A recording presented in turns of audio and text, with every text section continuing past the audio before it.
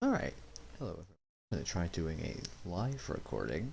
I have some games of this Zahya banked, but don't feel like they had great lessons in them. A lot of it was how to single access to win. Boy, this hand's weird. Two money cards, but PT very rushy. Boy, does this feel like a mistake.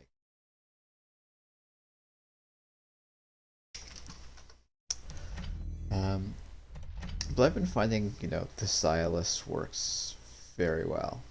Um, let's see.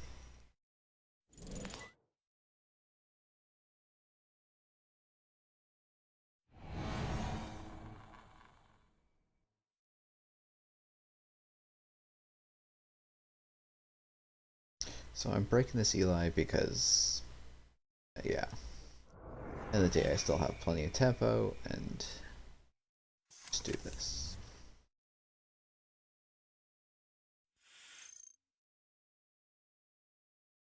So this looks sort of like they're trying to run the current super cool meta startup list, or standard list, I should say. Um, so let's just get some info about what's in HQ. We can always inside job if we need to. Okay.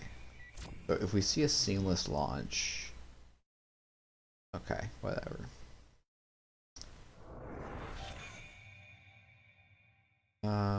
Let's see. Worst case is that's a. I mean, we actually can't get it in anymore.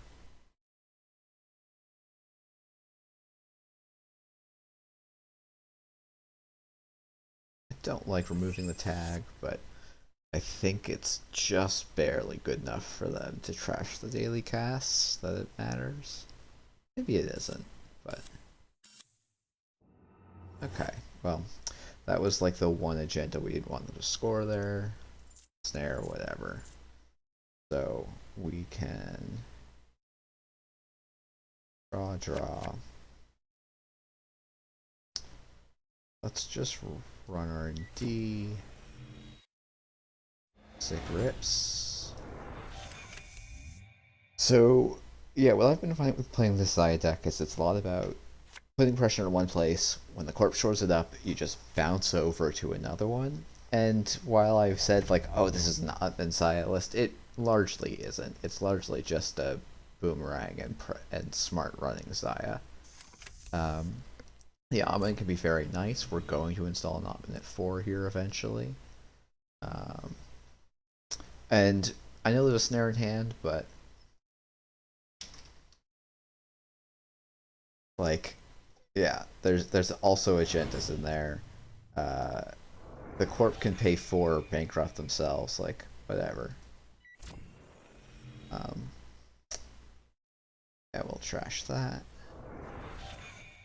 and we'll put this down. Like, this is why if you're a new player, snare can seem really good, right? It's sometimes you're going to get a win, but what often happens is you'll get in a situation like this where your opponent can just sort of say, make me care. So this could be the agenda. This could be the snare. Let's see. Like, we can boomerang, and if this is an anoetic void, we're a little sad. It's a snare. Yeah, whatever.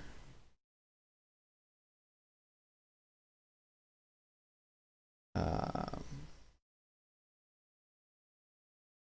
this seems more likely to be a snare than a winning agenda. We can sniff a little in HQ.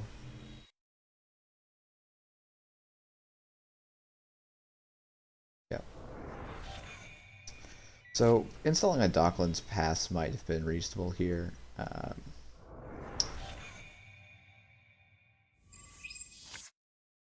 Let's put that. Yeah. But like this, the corp is in a lot of trouble here, right? It's 6-0. Got 4 credits, and we can bully them a little. I mean, these are both money. It doesn't really matter which one we do.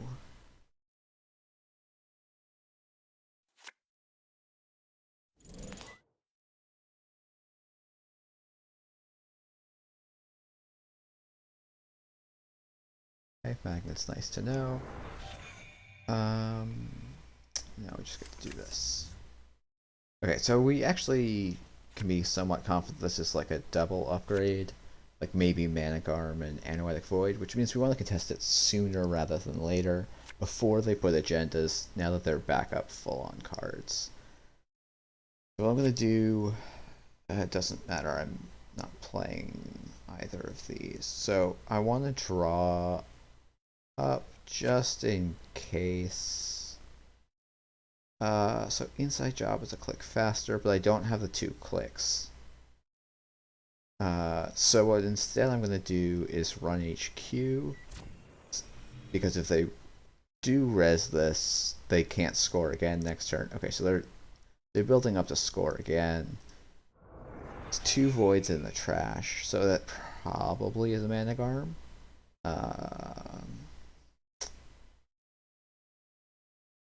Could run HQ again here.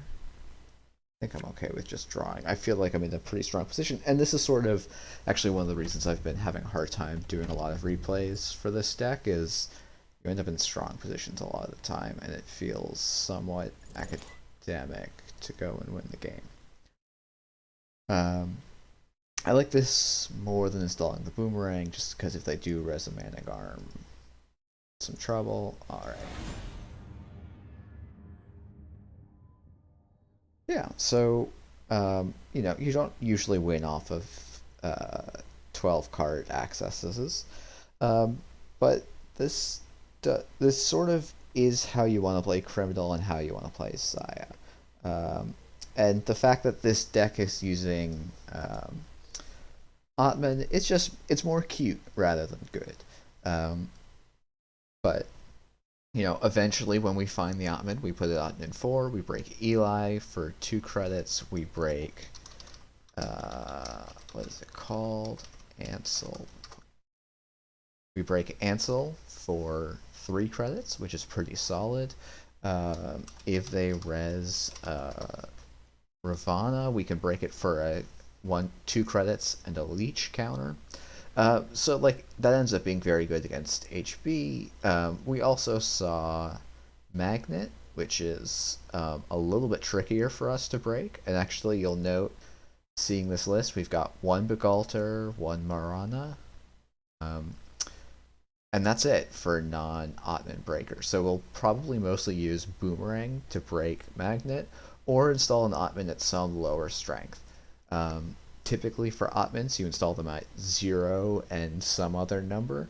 I've been finding often I do the some other number first in a lot of matchups because people will have 4 or 5, a lot of 4 or 5 cost ice in startup, and then you decide between 0 and 1 based on what you're seeing.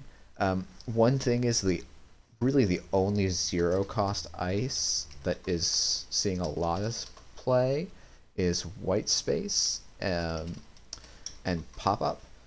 Oh, is it pop up? Both of which you don't actually need a breaker to break, but obviously losing 3 kind of sucks. So that's a bit of a thing you have to decide between. For stuff like what's it, Gold Farmer. I've actually been finding of the breakers I install, the Marana is the one I install most frequently. Let's try and stream one more game. Alright.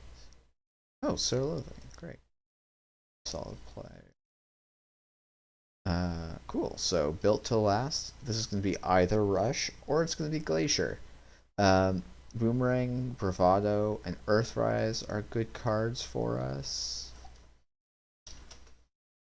Yeah, we could probably keep this. Leech is fine. We'll probably install it and be fine. Begalter is not really a card we want to see early. Let's see. So technically, Trebuchet is online, or both Trebuchet and Ballista are online.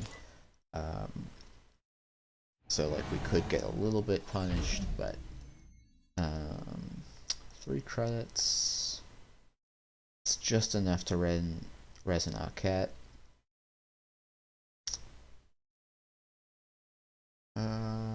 Let's so against Wayland, Otman 4 or Otman 5 is generally solid. This play I don't love because I'm so low on credits. Credit, hedge, can't make it in. But I think I have to recover an economy here. This was the downside, sort of the start I took. Let's just draw. Alright, so if that's not an agenda for some reason, we can rip. Okay, cool. So wall to wall is really nice for these sorts of decks. Okay, so they're going to go and score an agenda, or threaten to score an agenda in server 1. That's usually why you put wall to wall back. You can use it for mind games, and that could be what our opponent's doing here. But the reason I like Otman at 4 here is that it means when Otcat goes to +3, so it gets 5 strength, you break it for a 1 leech counter. And they're going to be running those. Whoredom never gains strength, and then you also have Ballista at 4. So Otman at 4 ends up situating pretty nicely. Cool. Well, this we just get to go. So we have plenty of credits. They're not going to triple punitive us. We get to go Penny Shaver, inside job on server 1.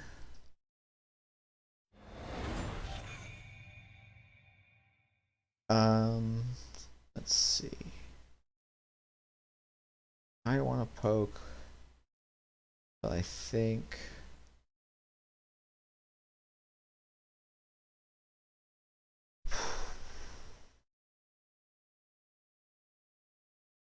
let's, because single accessing HQ seems bad here. Running R&D and slamming into an Otcat feels pretty bad.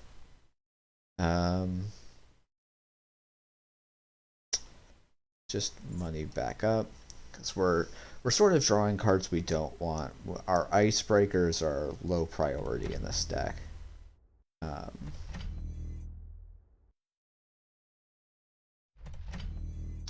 Okay, so there's a lot of investment on the remote here. So this is a turn where I like to do this. Oh, actually, I meant to Maker's Eye there, but whatever. Well, okay.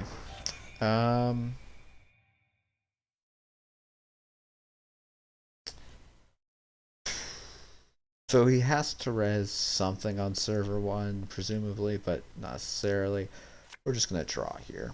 We'll let them score, and then next turn we'll Maker's Eye. Okay. So Kayambe Grid is sort of the bad version of Managarm Skunkworks, and I say bad because it's much, much slower. Because now we're going to go Maker's Eye on R&D. They're on 3 credits. They can only res at most, basically 1 ice. And we're just running super hot today. Just accessing every time. Okay, so now we can run server 1. Worst case, there's an Aked out. And we hit that and bounce. Yep. They're on no credits here, so we're pretty fine to just... we'll get in eventually. And in the meantime, we've got a very nice credit lead that we can just build up. I want to play this and draw. So let's just... I mean, we already know it's an Afshar on the top of R&D, but it feels more fun to run HQ. So the other thing we could think about is Otman 4. Hopefully they actually advance the Afshar here.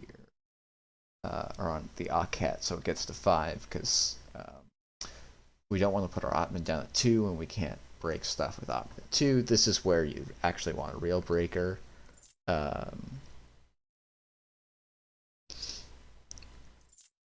Okay, so they're at 3 credits, which is enough to score, which means we need to be drawing, and I probably should have drawn instead of putting that down. We'll just Dirty Laundry R&D. It's a fresh card. They maybe could res, but they can't. And again, so we don't care about the Penny Shaver. We're trying to draw for tools to get into server 1 more reliably. We're looking really for mutual favor. Okay, so either it's an upgrade or it's an agenda and they want to like slow play it. Let's draw, because again, we're still looking for tools. Still looking for tools. We've got all the money in the world. So what we're gonna do is Ottoman at 4. So this is click for 3 credits. Up.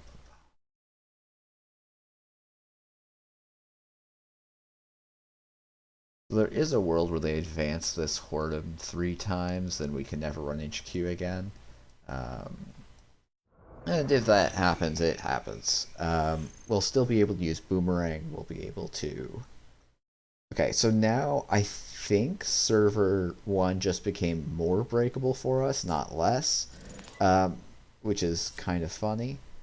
Yeah, okay, so they made Whoredom classically unbreakable, but we still have Boomerang, right? And so we're fine. And so if this is Pharos, we would need 2 more leech counters, which we could go and get, right? Because we need 5, 6, 7.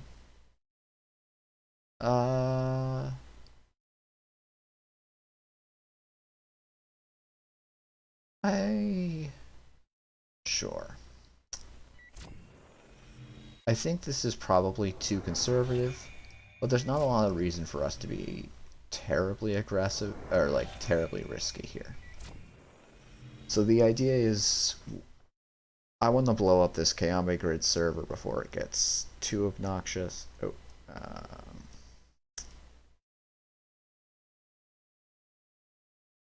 the other thing I could be worried about is a big Colossus. And so having those extra leech counters is fine. The other option would, of course, be installing Bugalter.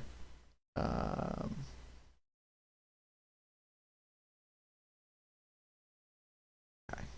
They don't pay. We'll just go and clear this out.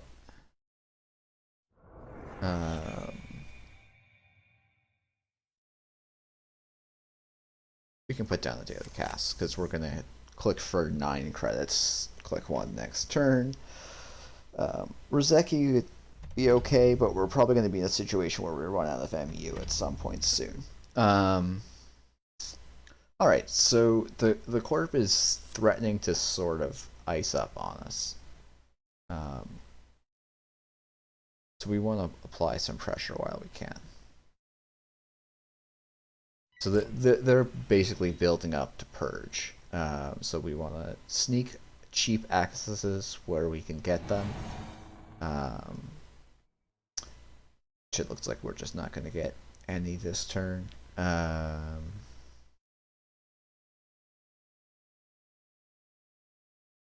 So we can probably run server 1. Don't care too much about giving them an extra counter. And then the thing we need to start doing is drawing quickly. Because we have just gotten incredibly lucky rips, we've stolen a bunch of agendas.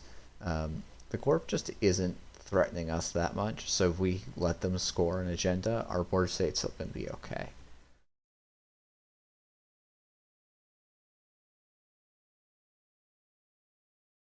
So there maybe are some blowouts with only 5 leech counters here, but I'm not... I should look up Colossus.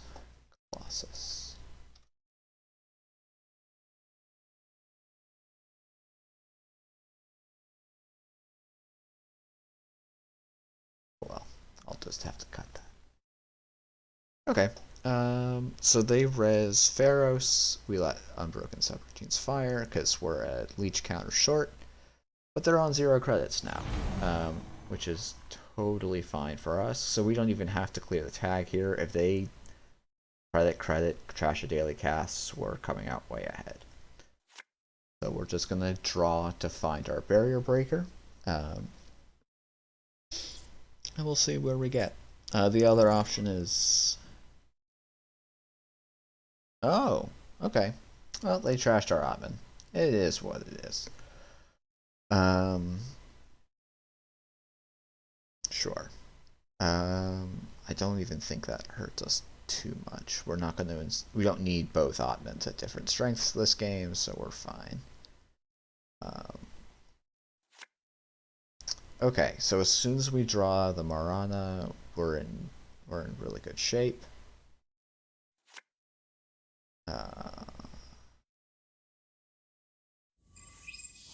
Let's. Well, we're down the Ottoman. Don't need this. Yeah, let's just keep some money going. We also don't need the leech, so potentially we can draw again here. Basically, I want the Marana or the second boomerang so I can poke at HQ a little. But the Maker's Eye seems like a good way for us to think about how to be our plan to win the game. Security testing isn't going to do anything for us. The class act definitely is. 7 credits. We can just like I don't usually love installing breakers early, but this does look like a deck that's gonna want a Colossus somewhere. We still haven't found our Marana or any of our mutual favors, which does stink. We're on 2, so you know we were looking for 3 cards anywhere before the top 45, but it is what it is. So we're gonna overwrite this boomerang to get into HQ because they've drawn a lot now. And it's, you know, it's not an amazing play, but it'll shuffle the boomerang back. We'll do some drawing later.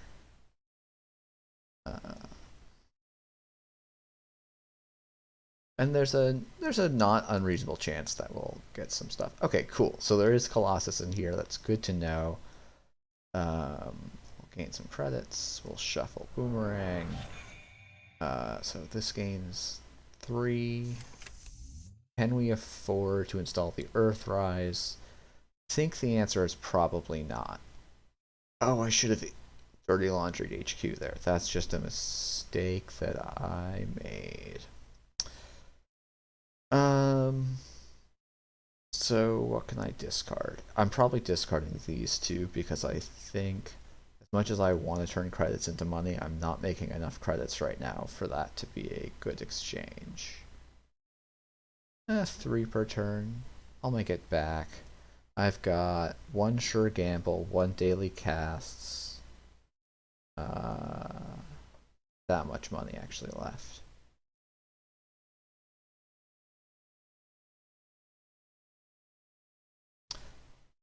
Not sure if that's right. That actually feels kind of wrong, but keep it for a turn. I don't need 2 leeches.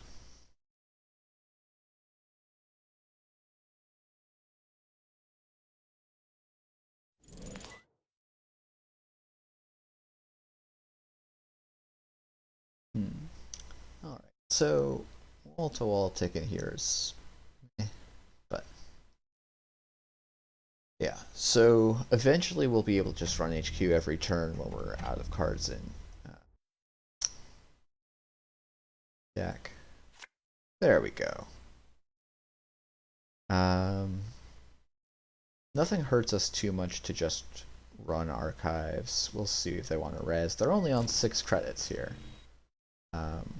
which is the important thing, an important fact to remember. Sure.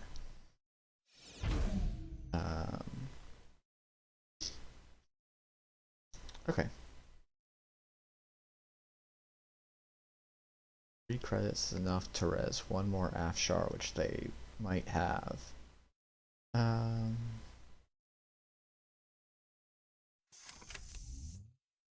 let's see.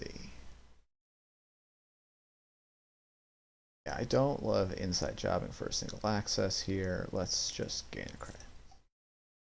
I probably should have drawn, actually, because if I'm not going to play the Earthrise or the Dirty Laundry, what am I doing? They're dead cards at that point if I'm not going to play them. As Ice Protected Server 1 in position 1, sure, you're clicking for a credit. One of these might be the Colossus.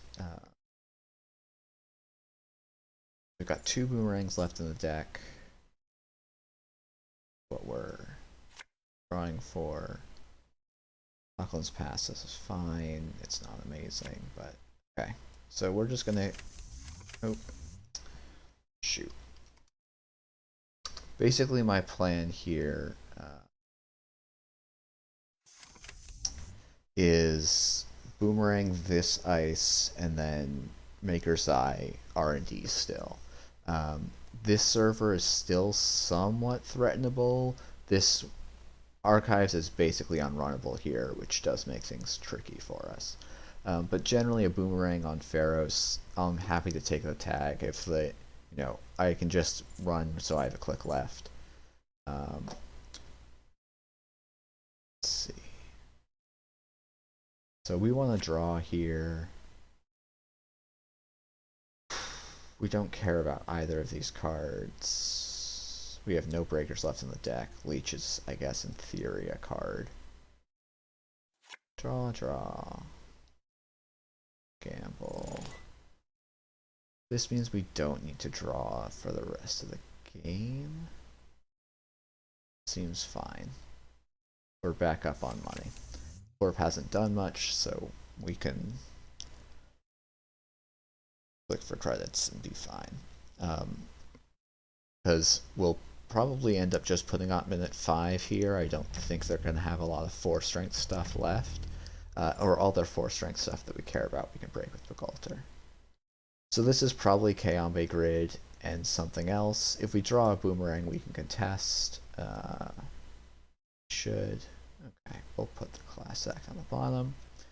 But I think I like going...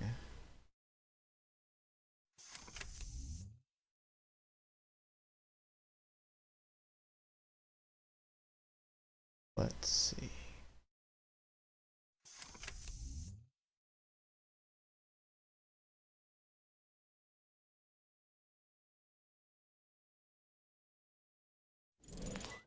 I guess the reason I did 4 there was in case they had a second Hordem.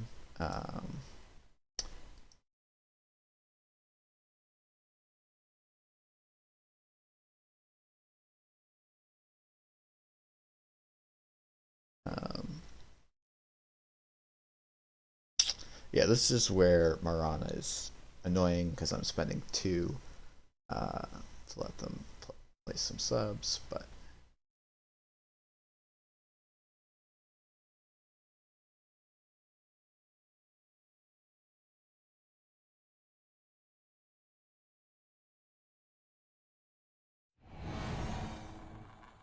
alright, that's fine.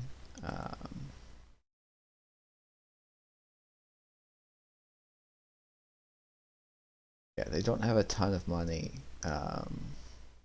Yeah, obviously we're not going to go into test server 1 here, but yeah, we have a decent chance of winning as well. And then we would have gained 3 and move the tag.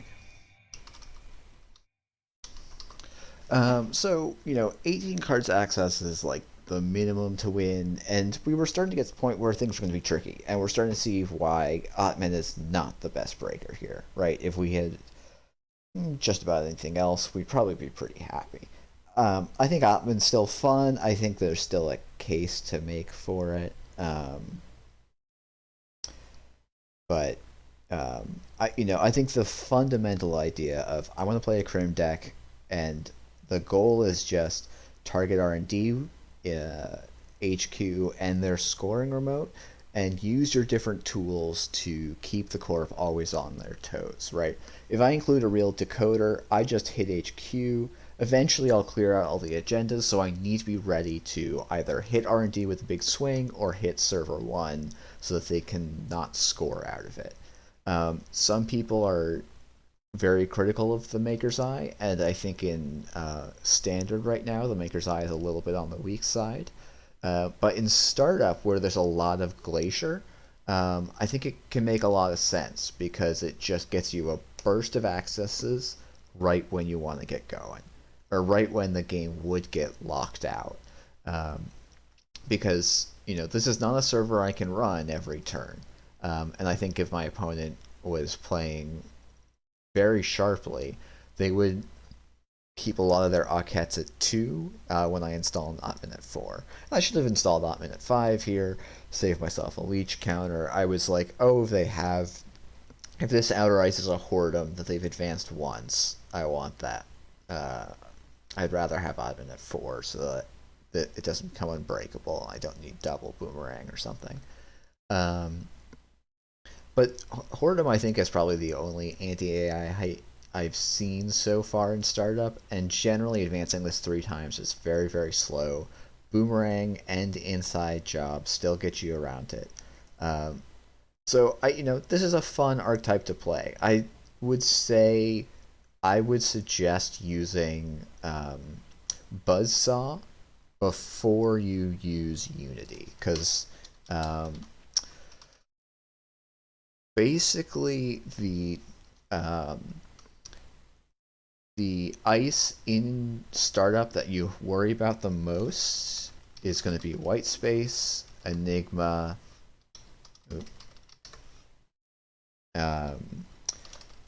Toll Booth, and Whoredom. I'm trying to think if there's any Jinteki code gates you care about. Lotus Field, I don't think sees almost any play, but would be the issue if you're running Buzzsaw. The reason I say run Buzzsaw before Unity is if you look at this, breaking, if Unity is the only breaker you want down, and generally you want to put down as few breakers as possible as criminal, just the bare minimum needed to get in, you want to use, you'll maybe only have Unity out, and when it's only Unity, you're paying 3 credits to break an Enigma,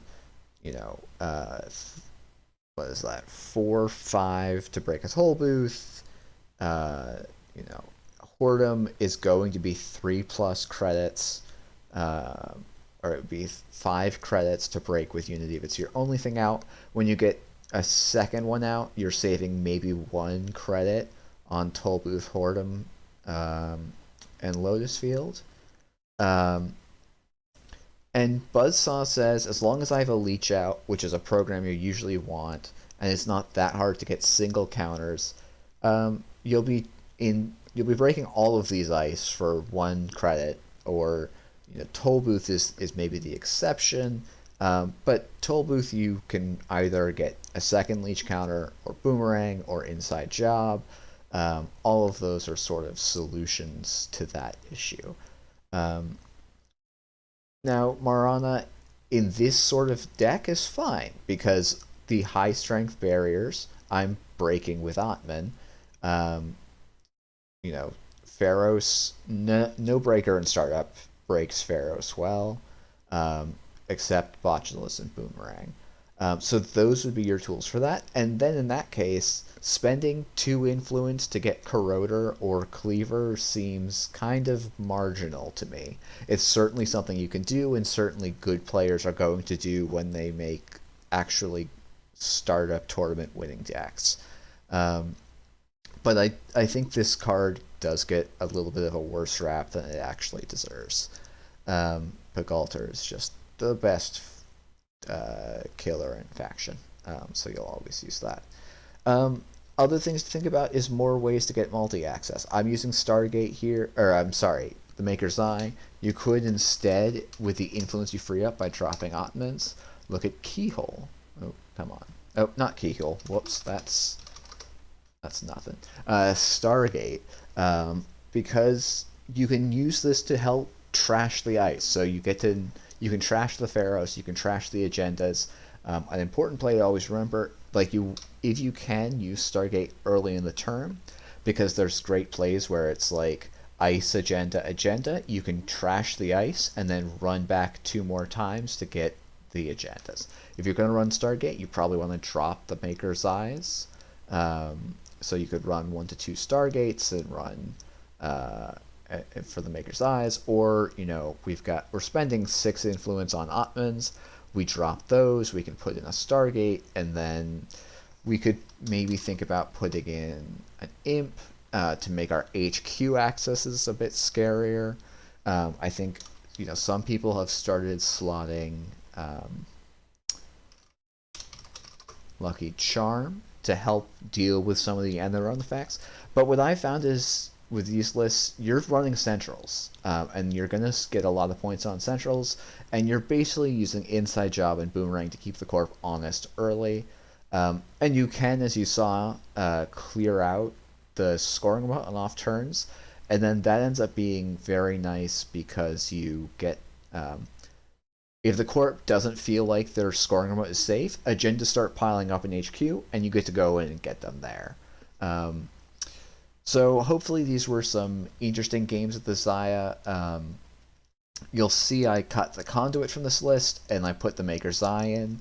Basically, I was finding I was never accessing more than 2 to 3 extra cards with conduit, and the Maker's Eye was going to be cheaper, easier to set up, and get me more accesses. So I just put those 2 in, and I've been very happy with it. So I think that's going to be it for this Zahya video. This one's mostly off the top of the dome.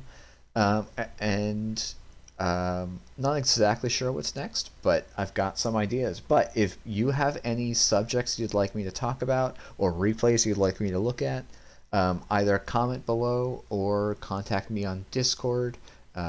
On the Green Level Clearance Discord, you can just @YazenGarnett, and you will be able to message me. So hope you all enjoyed, and have a nice day.